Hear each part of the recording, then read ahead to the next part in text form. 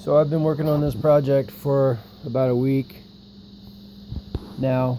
I'm posting pictures along with this so you can see how it went, but I decided to turn my Marshall cabinet into a bass amp, or at least a bass cabinet.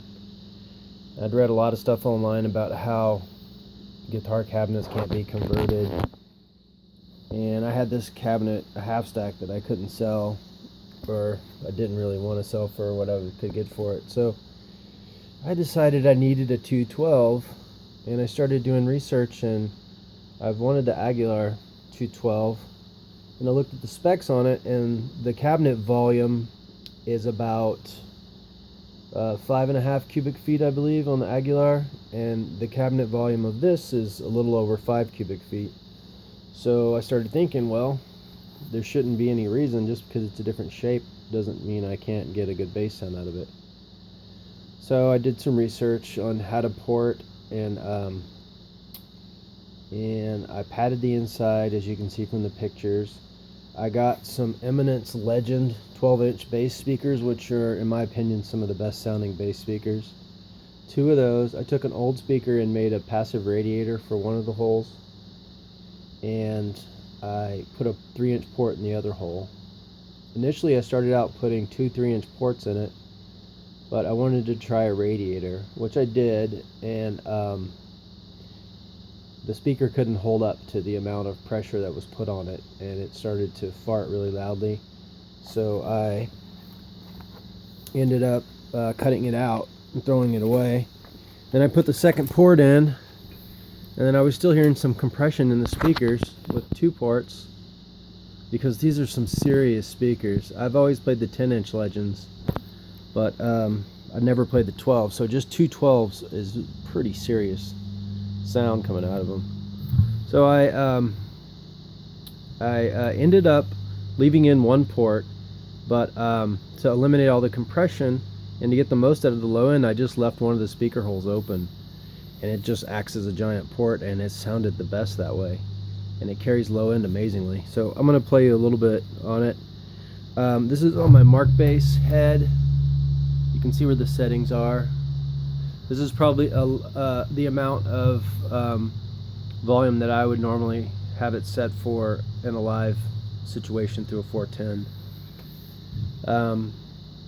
One other thing to note is that I've got 2 8-ohm speakers wired in parallel for a total 4-ohm load. I kept reading that guitar cabinets will fall apart under the pressure, but I checked this cabinet over pretty well. It's a pretty substantial cabinet. It's made out of composite, what do you call it?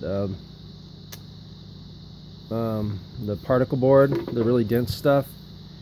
And that's supposed to be good for sound. I didn't add any bracing because it seemed, with the padding I added and the bracing that it had, it didn't seem like it was going to need anything, but I may add some later. I had to work out rattling here and there, mainly on the screen. The front mesh, the frame that it's built for, or that holds the mesh, is not built for this heavy load of vibration, so it would rattle here and there. I don't know if you can tell, but I ended up having to reinforce it to screw it on. It was held on by Velcro. I had to screw it onto the actual speaker box, and I had to put lots of foam cushioning in different parts of it where there were pieces of trim that meet each other, or between the frame and the speaker. You know, it's pretty much well stuffed with foam to stop even just the sound of the screen hitting the wood was loud. So I've got it pretty clean now, and any rattling that you hear is from the room, because I have drums and stuff in here. So I'm going to play a little bit for you. So this is a 212 Eminence Marshall cab conversion. There you go. And it's going to be loud.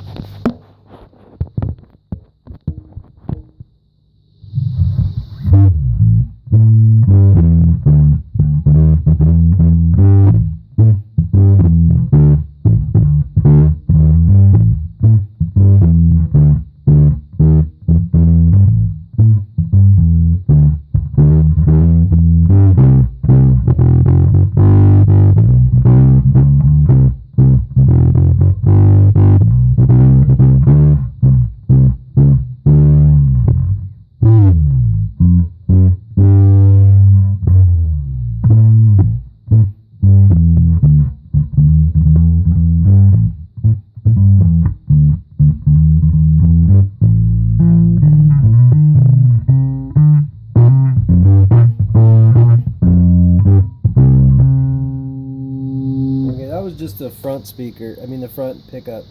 I just realized I have the bridge pickup rolled off on the jazz bass, so I'm gonna turn on both.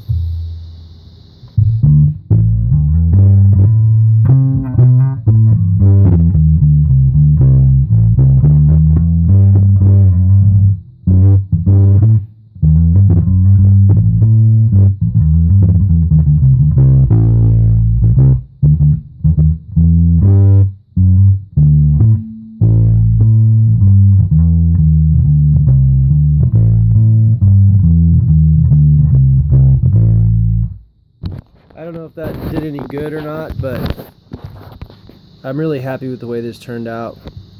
And I proved once and for all that you can convert a guitar cabinet into a bass cabinet and have it sound really good.